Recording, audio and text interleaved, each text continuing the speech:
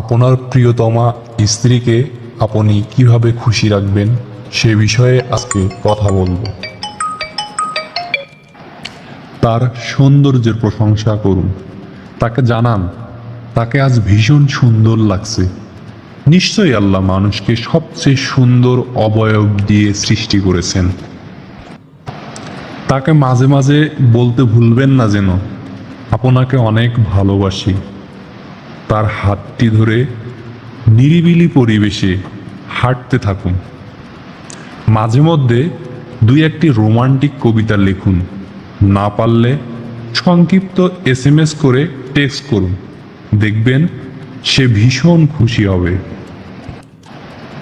যখন আপনার প্রিয়তমা স্ত্রী আপনার সঙ্গে কথা বলবে, তার সবগুলো কথা মনোযোগ দিয়ে শুনুন এবং কথা